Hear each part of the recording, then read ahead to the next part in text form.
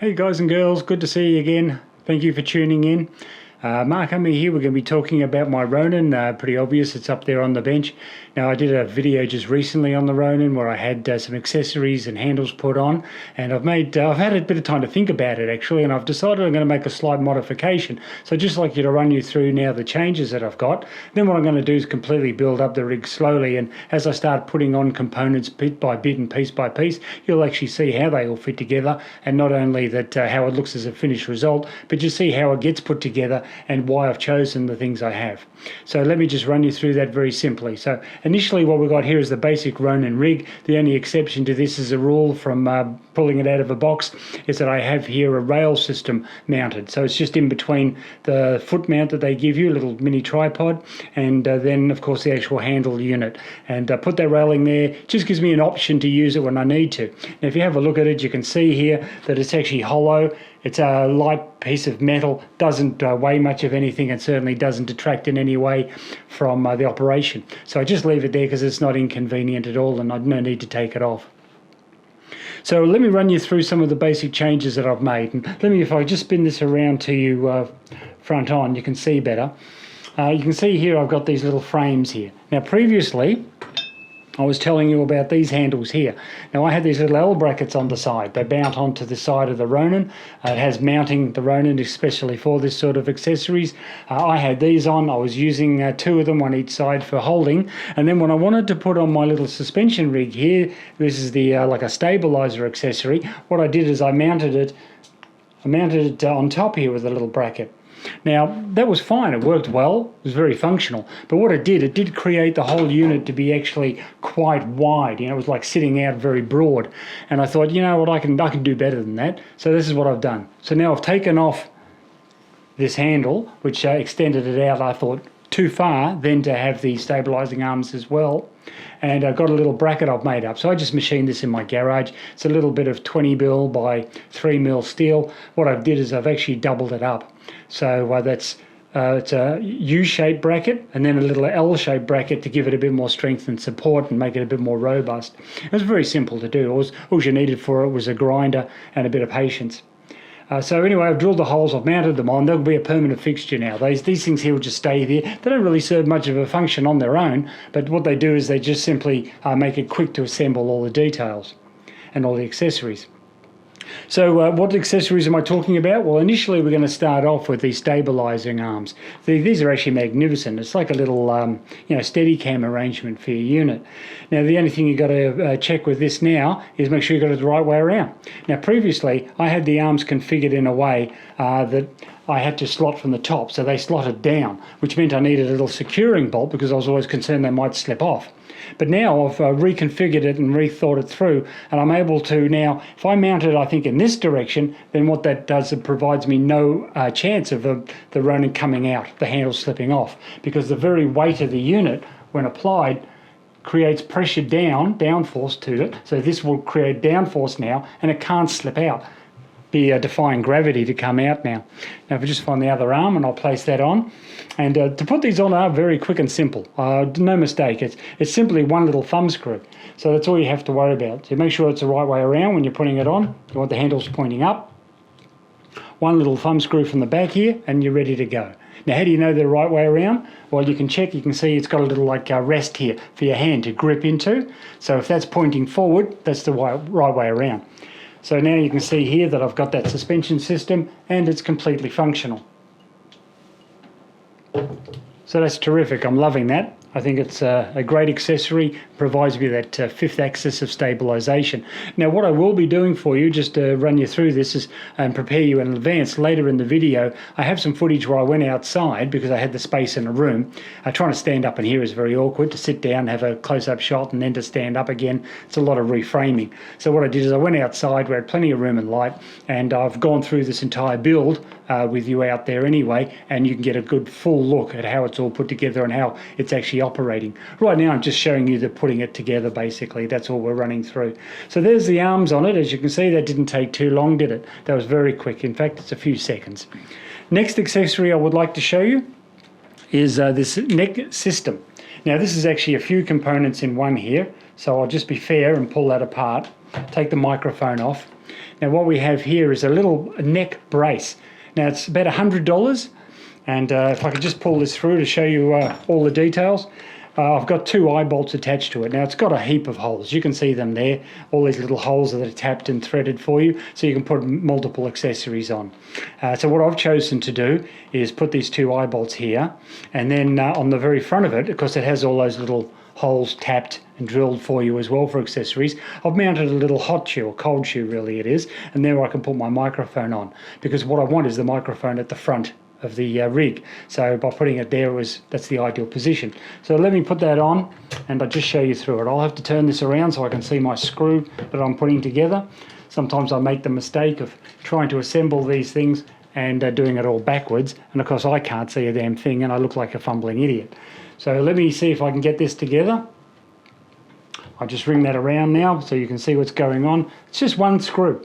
You see all these items that I put onto these cameras and these Ronin and accessories, they're never more, if I can just spin this around to show you, it's one thumb screw gets them on and off. That little screw there, a few twists, plop, they're off, seconds. So don't be thinking that, all these accessories are a damn nuisance and you have to have specialised tools, like I need a screwdriver, a spanner or an Allen key to get all this together on the move. No, you don't. Once you've got everything rigged up and you know it's all right for yourself, you just put these in your camera bag, and as and if you should ever need them, it really is incredibly fast to put them on. So here I'm just putting one on. I'm even putting it on backwards, which is a bit naughty, isn't it? But there you go. So that's on tight, and I know that's never going to come off.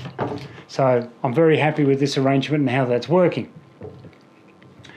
Now I've got this neck on. I was just showing you how this little arm and neck work. You just little thumb screw here. You've got all those holes for tapping, and I've put the little mount on for the microphone.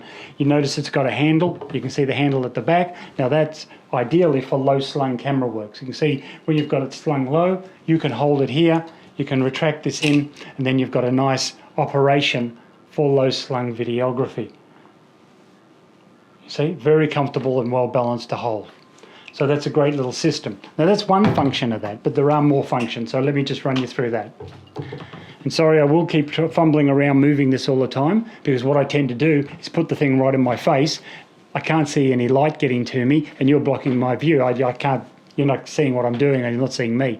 So sorry if I keep fumbling. What I'm doing is I'm actually recomposing. See, I've got a monitor on top of my camera now filming me, and I get to see, if I put this in front of my face, is there light on me appropriately, and so on. So excuse me if I'm double checking and fiddling a bit, but it's just so everything's more efficient. Now what I'd like to do is on this little hot shoe here, I'd like to mount my microphone. Now this microphone, I wouldn't say it's a particularly flash microphone. It costs about $150. It's an actual Nikon one. It's a Nikon ME1. Quality wise, it's actually pretty reasonable quality. It's a stereo microphone, so incredibly good for getting all the sound that's in front of the camera. If I really want just to pinpoint a voice of one person, I'll use a microphone like this one here, a shotgun, that is very directional and what it's picking up in sound. But for when I'm doing the Ronin, it's usually wide angle camera lens, anything from about 15 to 35 mil. And what that does is, because it brings me into the subject, because it's a wide angle, I have to get closer, and therefore something like this is more than adequate to pick up all the sound. So this is what I've chosen to use. Now I do like the fact also it has its own little built-in rocking arrangement here for manoeuvring it.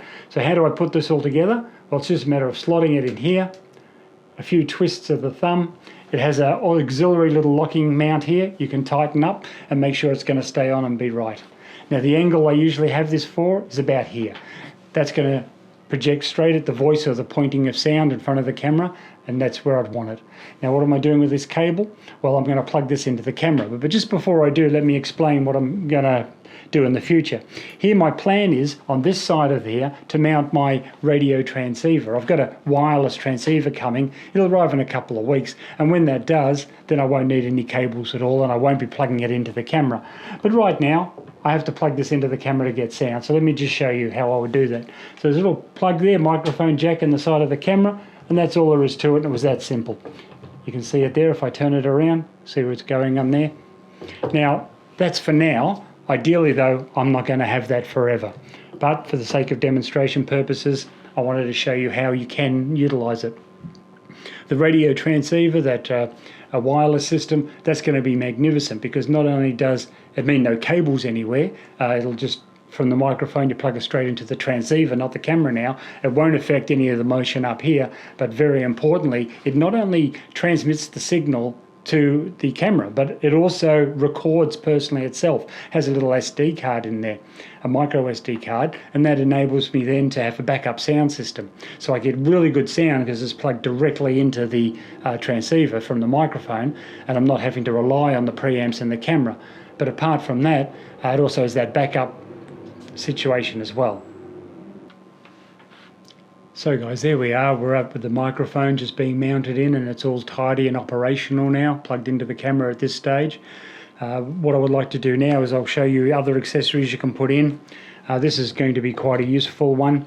It's for a mobile phone. So when you have your mobile phone, if you want to use that as an external monitor, if you also wish to use it as a remote control for the Ronin or for the camera settings via either the Ronin app or the SnapBridge app, you could use that if you wish. I personally rarely ever use it. I don't have it mounted on as a consistent feature. I would only use it on a special situation, and I'll show you the application where this, I feel, is the only time it's actually practical or useful.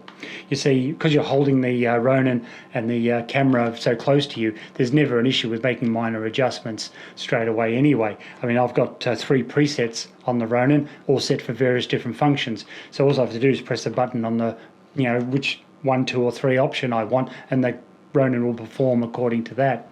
And of course with the camera, it's not much just to switch a dial or touch the screen. The touch screen on the back is fully functional, and you can make all the changes to the camera on the fly very quickly if you need to.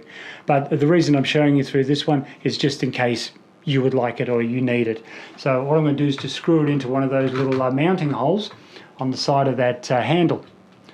Now there are many to choose from. You can go on the right, you can go to the left. It doesn't really make any difference. You just got to make a choice that suits you. I've almost screwed it in, so here we go. I'll just put that in nice and firm. I'll run this around so you can see where I'll put it. You can see I'll put it here, and then of course you've just got to adjust it to what tilt or angle that you may want to use it at. So I think that's really good. It's a quick, easy option. As I've said again, like how many seconds did it take me to put that on? A few. So should you need it, there it is. You'll have to just take my word for it that the mobile phone's connected. What we're going to do now is I'll demonstrate why you would use that. So when we've got a low slung situation, I was talking about this low photography, here we go, I can just move the microphone actually so it'd follow the camera. What happens here is when you're in this position and you're filming, you need to be able to see the monitor. You can't see it on the camera because this motor assembly here and your handle are blocking your view to the monitor on the camera. So when you're doing it low, if you have all these accessories on, that is, you can't see a damn thing. So this is where having the phone up here and using that as a monitor externally, or you could use Atmos Ninja, whatever you happen to be using, that would work really well because you get a good vision there and your eyes aren't too far away from the camera and where you're walking. So that's very functional for that use. But when you've got it upright like this, you'll probably never need to use that because you can see the monitor extremely well. It is a flippy monitor, so you can adjust it how you need, and those monitors on these Nikon cameras are actually pretty wonderful. They're really good. So that's another accessory I put on. There's more to come. So here we have the handle. Now the handle has a little 1/4 inch screw on the top, threaded hole, sorry, for putting screws in and mounting stuff, which is great because you could mount a monitor up there if you wish to. No reason I couldn't have put that unit up here if I wished to, but I've left it off for a reason because I want to run you through my light setup that I use. Now I have sorry about that with the microphone. Yeah, I have here a LED light that I attach, and of course that means that I have versatility of shooting when I'm inside and it's a bit dark and dull, or even outside when it's night time and the lighting is poor. So how does it fit? Well, it fits very easy. Now you're going to have to excuse me here because I'm just not going to recompose the whole camera to show you way up high, but you'll see the mounting position anyway, and then the outside footage I show will demonstrate this a lot better. But for now I just really wanted to show you how I mount it, so that's a reasonable thing. So what I have is I have an accessory here. It's something again I've made. It's just a little bit of steel tube with a thread and a hole the other side and a thread on the top. Very primitive arrangement. Now how do I attach this? This is all for the purpose here of mounting the light to the handle. So just pop that in there, make sure it's in firm. Got that adjusted here, and then what I can do is I can screw this into the handle. Now you're not going to be able to see too much of what's going on, maybe just see the bottom of the light, but you'll get the idea. So once I've got this thing in, you'll see what's going on. So there we go. I've got that mounted in tight. I'll turn it around so it's in the direction of the camera or what I'm filming. I can make sure that's firm, and there you have it. Now, to demonstrate what we can do here, you can see if I bring this way down, you can now see it. Let me just recompose this properly. There we go, it's catching my shirt. And here you go, you can see the light now. I'm holding the handle if I wish, or I can hold these. Any way I wish to hold the Ronin, it's fine. But now I've got a beautiful light that I can now make directional. Now, that's all very well, but you say, how do you power it? Well, power it with a battery pack. So what I have to do now is I have to feed these cables through. That's why I've got these eye bolts on. The eye bolts keep the cable exactly where I want it and safe and secure.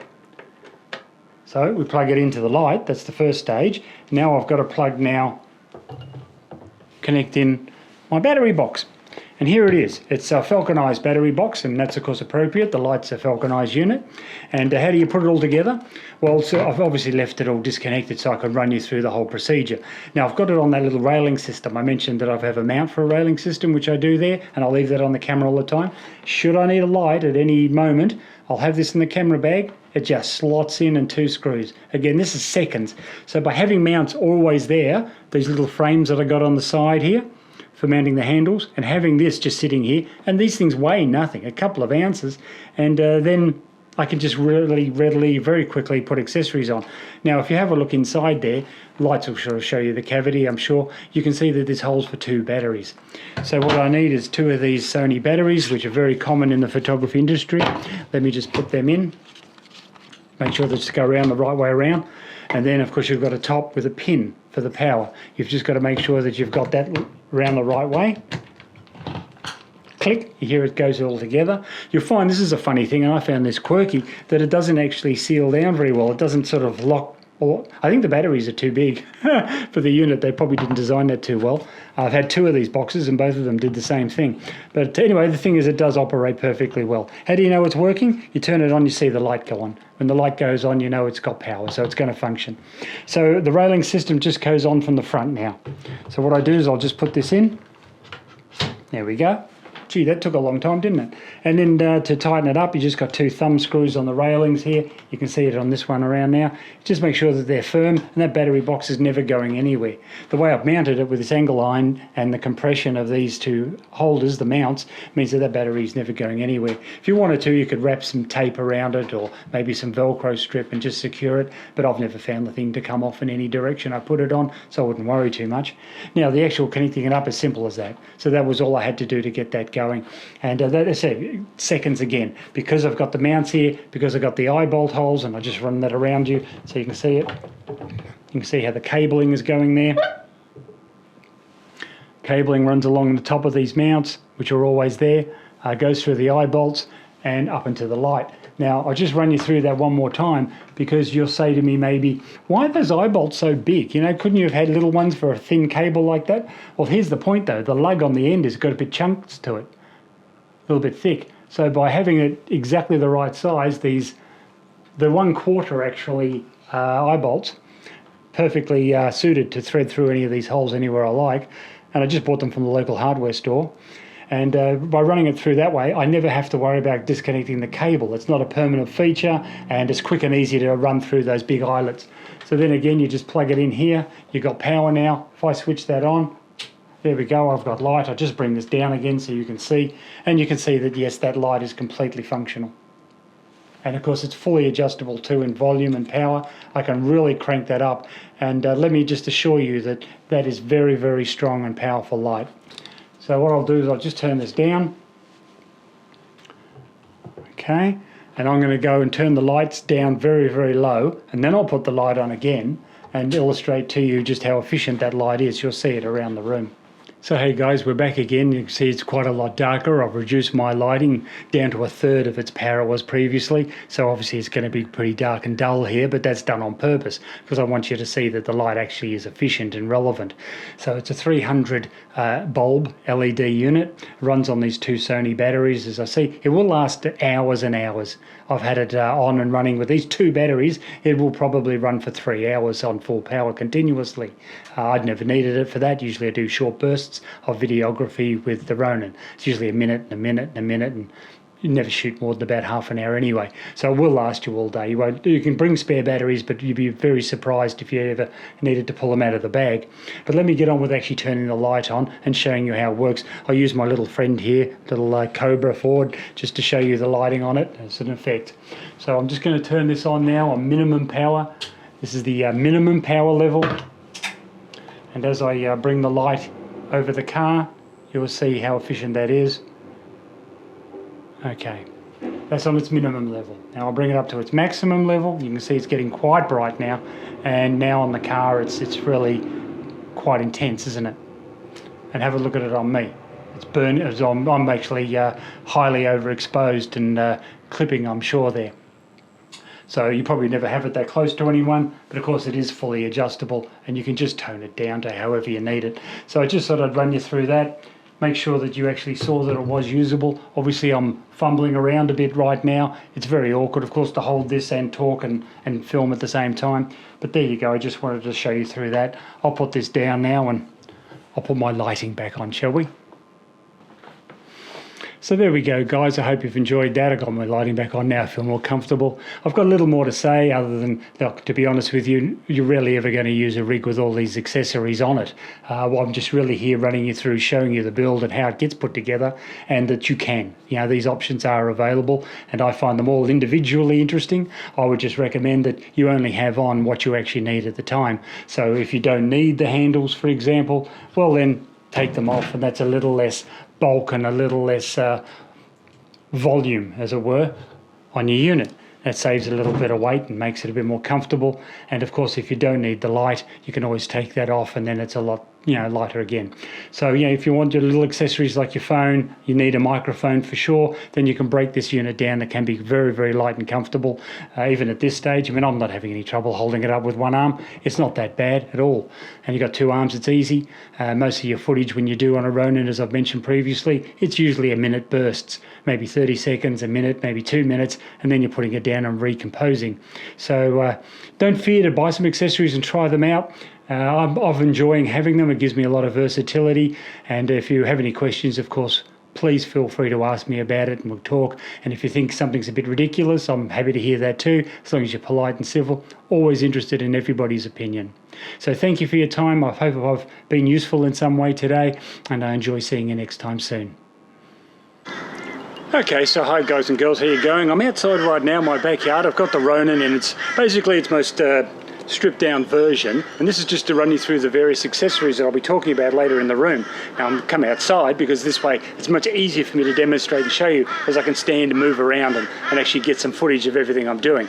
So I'm utilizing this bamboo as a bit of a background, and right now I'm just going to show you through this basically primitive setup here, which is basically how a lot of people would be operating the Ronin. 9 times out of 10, this is exactly how I use it, and how many will as well.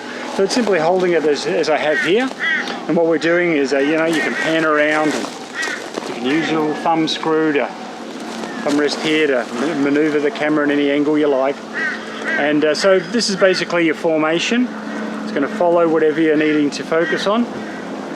And it's a great little setup, very lightweight. You can hold it like as I do now with one hand, and it's no stress, it's not particularly difficult. The only issue that I have with this is that, you know, it's hard to get to nice soft footage. When I say hard, it's not impossible, but it's just a little bit more difficult because there's no fifth axis stabilization. Now, if you remember when I used to have the Steadicam, I would have a vest on and a big mechanical arm on springs, and then what that would do is that would steady the whole thing for me. And of course it didn't have all the advantages that Ronin has in digital and motorized stabilization, but it worked very well for a cushioning effect. And so if you're moving along, and I'm outside now, and if I'm stumbling over stairs and logs and various obstacles and you're trying to follow someone, it's very easy for this to get a bit jerked around and jerky footage. So in order to compensate for that, I'm going to run you through where I put up the stabilizing handles on this unit, and how much more comfortable and easier it is. Now I've changed it slightly from my last video. In my last video, you'll remember I had some handles sticking out the side here, and they were done particularly for just being able to grip it comfortably. But what I've done now is I've removed these handles, and I've got a little frame which I'll slot in my little stabilizers into. So I'll run you through that, and it should be quite interesting to have a look at. And so guys, here we are again, and you can see I put the handles on. Now it was very quick and simple to put them on, it only takes a few seconds.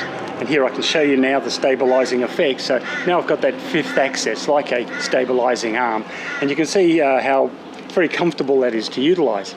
Now you might say, oh, that's all very well, but you're missing out on those handles you had before that were comfortable to hold. Well, no, of course I've got these, but the other thing is it's just a matter of how you actually position them.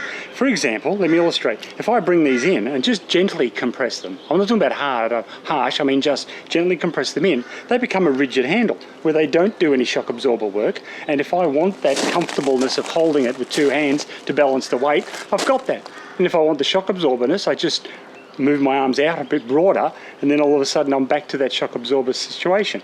So I just wanted to run you through that, how quickly that is to transcend. And this is why I've removed the handles completely now, and I just have those little frames that I can quickly slot them into and utilize this extra access of stabilization wherever I should wish. And of course you don't have to be straight up and down, it still works very well even on a reasonable tilt. So I just thought I'd demonstrate that for you. Now the next thing I want to show you is another accessory I'll have that'll come out the back of the camera as a handle, and why I use that as well for various different occasions. So let me just go grab that and I'll show you through that as well. So here we are again guys. You can see I've still got the handles on, and what I've done is I've added now, you can see this handle. It's a brace that goes around the neck, just screws on with one thumb screw, and then it comes out as a shaft with multiple holes that I can access as a 3/8 and a 1/4 for mounting anything I wish. And then I have this handle on. Now what's the point of the handle? If you've got handles, why do you need another handle? Well, it's for a different position. You see, if I'm trying to do some low slung videography where it's down at this angle, you notice how more comfortable that is to hold now? So with this little neck grip around the Ronin and the handle, I can adjust this handle with a screw in any position I wish. And when you're doing those videos of pets or children or any sort of low slung videography, well, now it's really comfortable to hold. And it's still not weighing too much. I can hold it with one hand without any difficulty really, but of course it's more practical to hold it with two, and you get a more fluid shot. Now I don't need these other handles on when I'm doing low slung videography. I've only put them on for the sake of demonstrating that you can still use them all together and you don't have to remove them. But with just a removal quickly of those screws, it's very quick to get rid of that excess weight and bulk. And if you're doing the low slung videography anyway, well, you may as well get rid of them because they're not that much use to you, are they? So on this sort of position, I'm just running you through why I have this neck and handle and just how awesome that is and how well balanced it is. It really feels very good to use. So it's a quality unit I bought just recently. The reason I got it's got a nice grip and a good padded handle. I like the fact that I can just at a turn of a button here position it in any way I like, and should I want to use that as an extra handle as well, I can, like a trigger of a gun. 9 times out of 10 I'll have it up in this position up here. But yeah, just running you through that, the various options you've got are great. I like the choices. You can see here I've still got these eye bolts on. Now they're of course regarding a light, and I'll just run you through that. What I'll do is I'll remove these handles and I'll show you the light attached for when it's nighttime. So guys, as you can see here, I've got the unit completely contrapted up. I've got everything I've got on it at the moment. So we've got the ring light, LED ring light. We have an extension pole just to get it above the camera. I also have over here, if I can just show you, you can see the eye bolts and why I put them on, because it keeps the cable together and exactly in position and safe. So that's useful.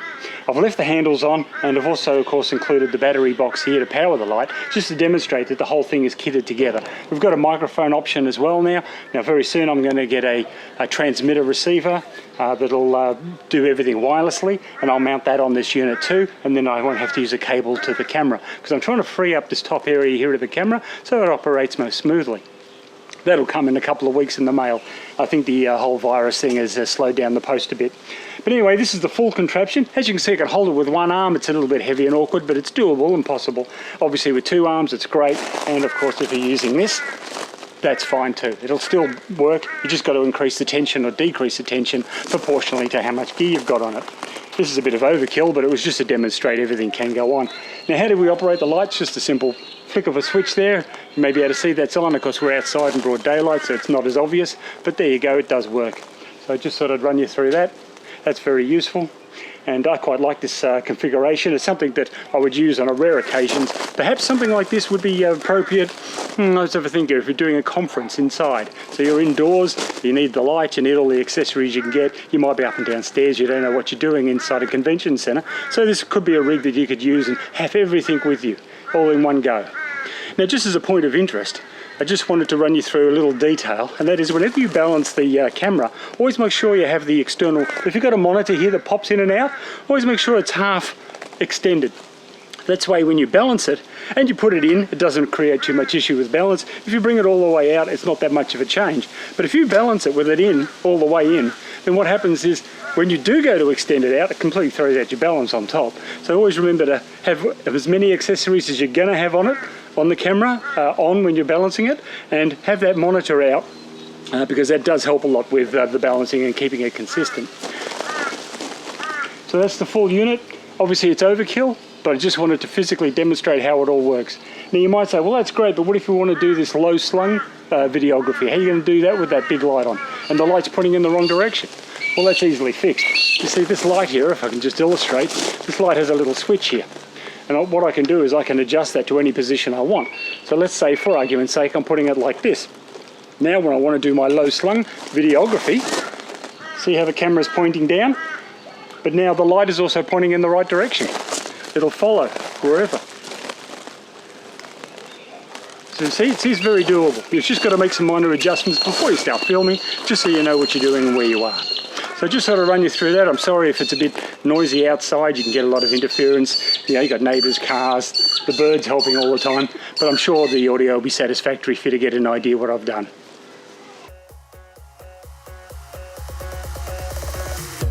From the heat wave stole my emotions. I left my doubts when I was swept by the ocean, and every pulse from the tide was a finish line.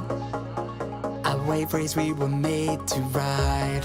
You and I were first in line, and we took them by surprise. I was with you all the time. You may not realize, but I'm here. I hear your loud declare. When we get lost in our own minds, you'll be keeping me near.